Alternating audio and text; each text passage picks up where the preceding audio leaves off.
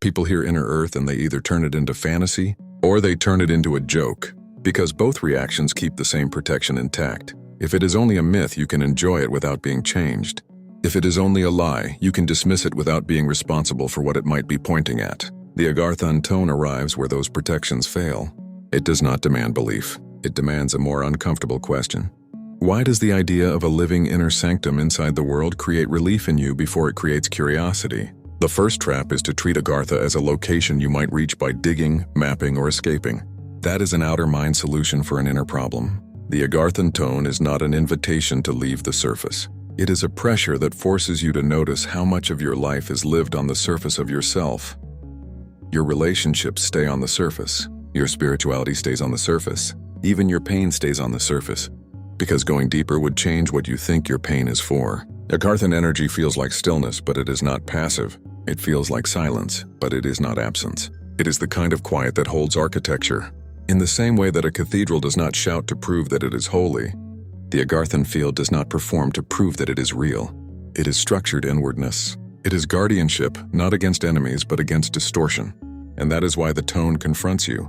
Because distortion is what you have been trained to call normal. One vector of this tone is literal.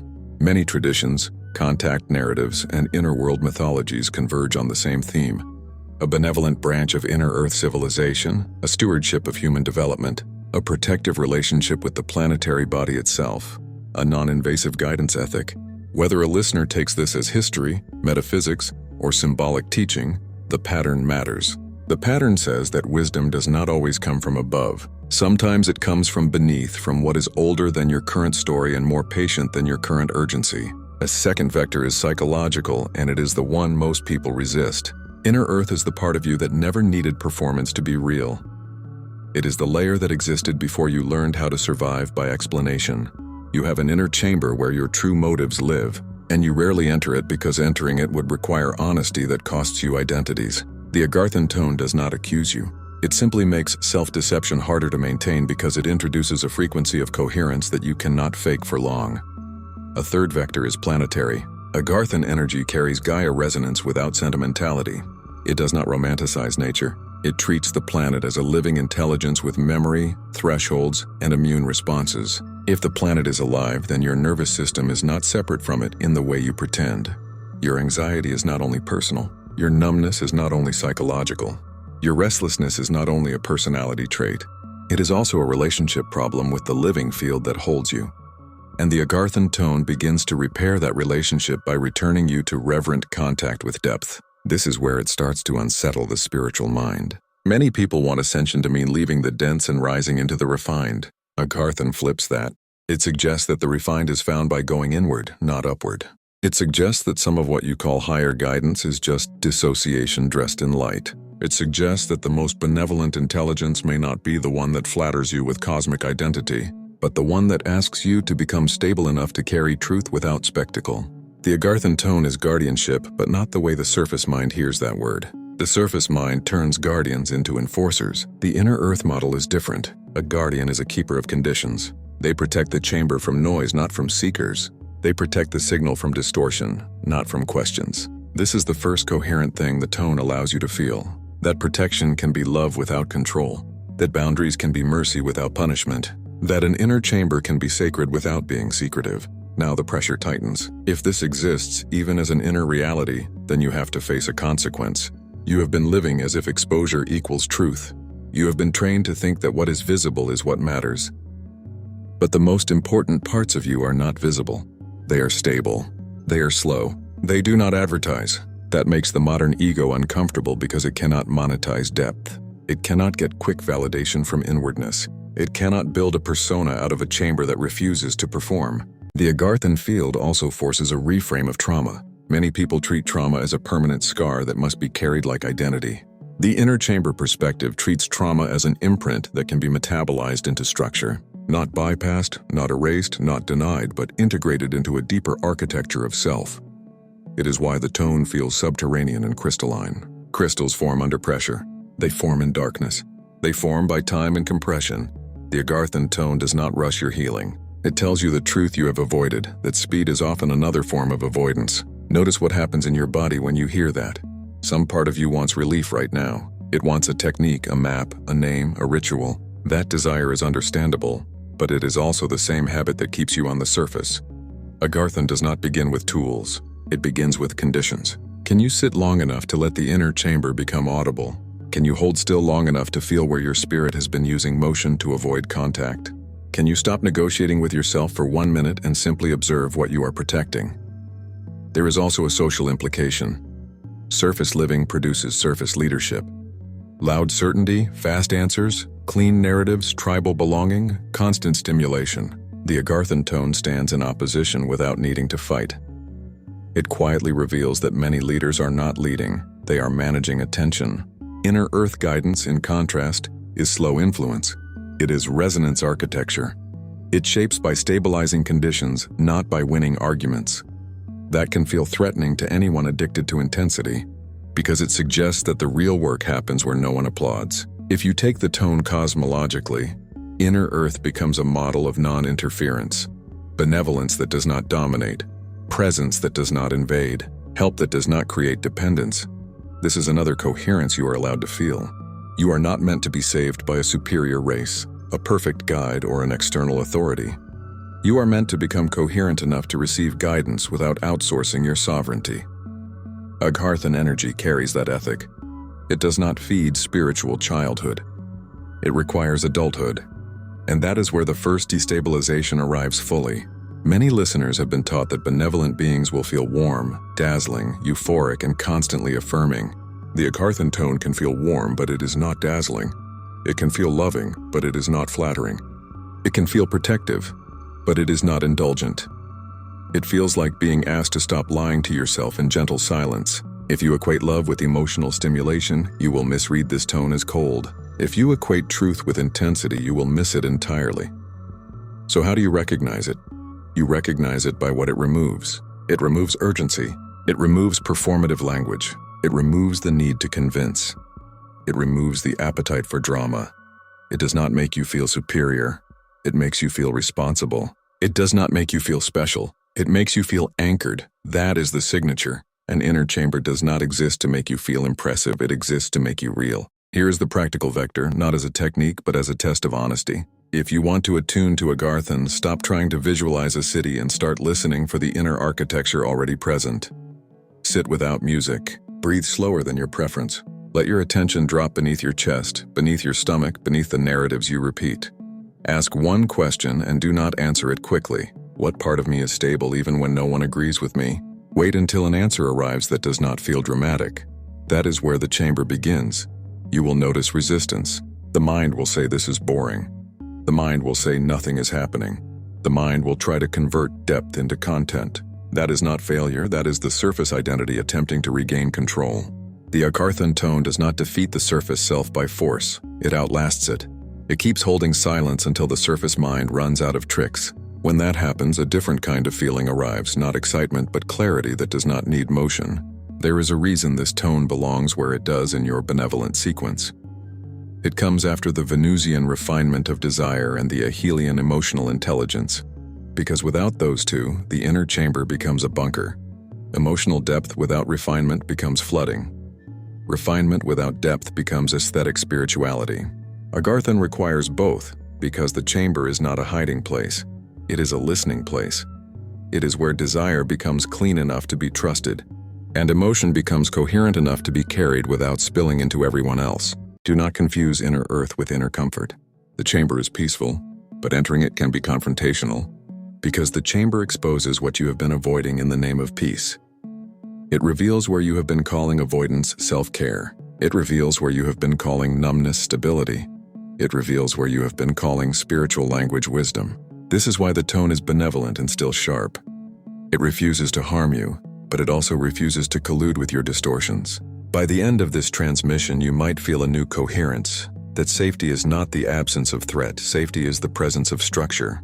You might feel that guardianship is not control, it is fidelity to signal. You might sense that inner earth is not a fantasy realm, it is a model of how consciousness survives without becoming corrupted by attention. Hold that coherence lightly, do not turn it into a conclusion. If you conclude too early, you will miss what the tone is preparing to reveal next. That even your most spiritual concept of depth may still be a surface strategy, and the real chamber demands a deeper surrender than you have been calling surrender. The first coherence you felt was that depth is safe. That stillness means alignment, that an inner chamber protects you from distortion. Hold that thought for one more breath and then let it break. Because the Agharthan tone does not only lead you inward, it also exposes the way you use inwardness to avoid life. Some of the quiet you call sacred is only a refined form of hiding.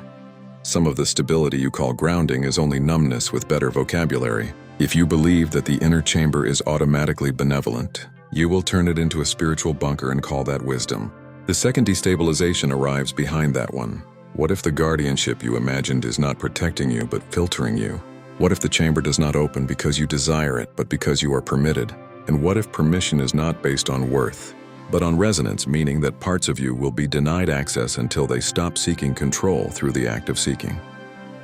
That cannot be resolved quickly, because it collides with the modern spiritual identity that believes openness is always good and access is always love. Agharthan energy does not flatter the seeker. It tests the quality of seeking itself.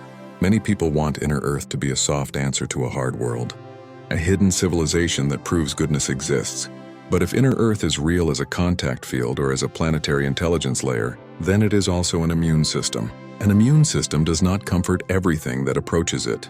It discerns, it blocks, it redirects. If your nervous system is chaotic, if your motives are mixed, if your desire is attached to spectacle, then the same field you called benevolent can feel like silence that refuses you. This tone is not about reaching a place. It is about losing a habit. The habit is this: you think sincerity makes you safe. You think feeling love makes you aligned. You think spiritual language is proof of spiritual maturity. The Agharthan field does not care about your vocabulary. It cares about your coherence under pressure. It does not ask whether you believe. It asks whether you can hold a clean signal without turning it into identity, without turning it into hierarchy, without turning it into a story that makes you feel chosen. One vector is cosmological, and it is sharper than people want.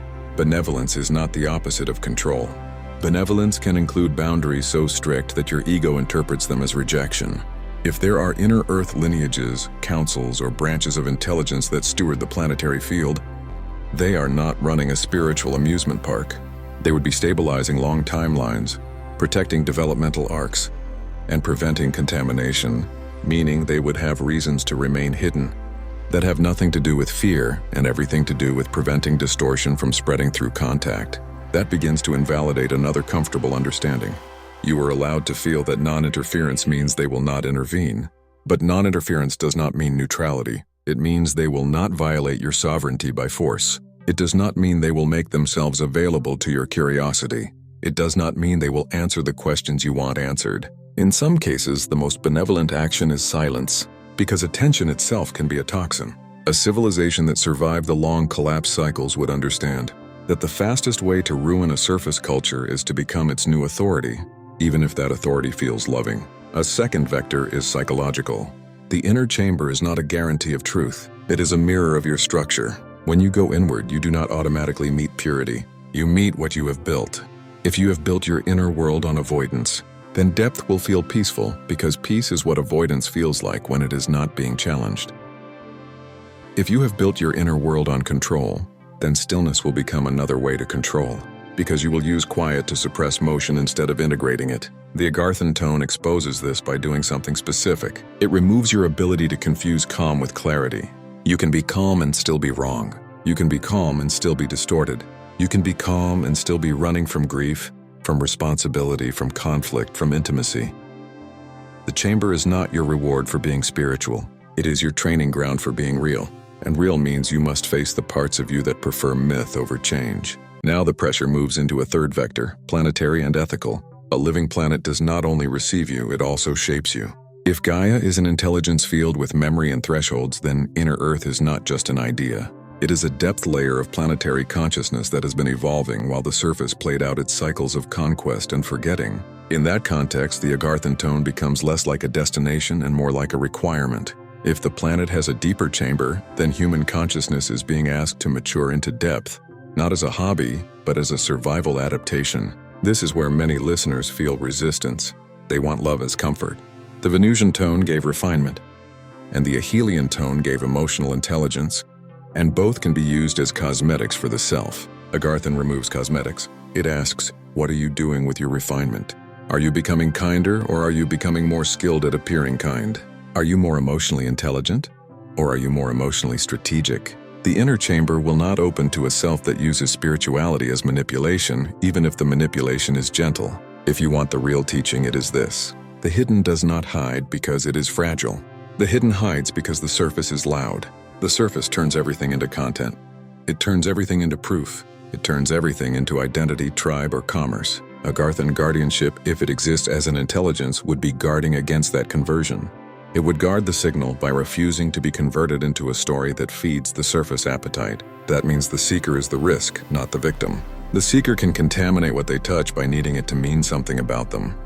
So what do you do with that? You cannot fix it with effort. Effort is what the ego uses to remain central. You cannot bargain with the chamber by being more spiritual. That is still a bargain. The only movement that works is purification of motive. And purification is slow because it requires humiliation without collapse. Meaning you must be willing to be less important in your own story while still staying present. This is the second destabilization, deepening rather than resolving.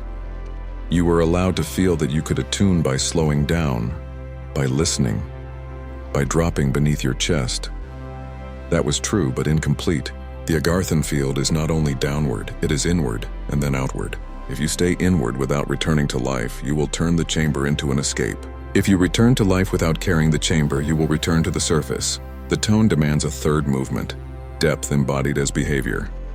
It demands that your inner quiet becomes visible as integrity, not as aesthetic. Look at how you treat inconvenience. Look at how you treat disagreement. Look at how you treat your own inconsistency. This is where the chamber reveals whether it is real. A true inner sanctuary does not make you superior. It makes you harder to distort.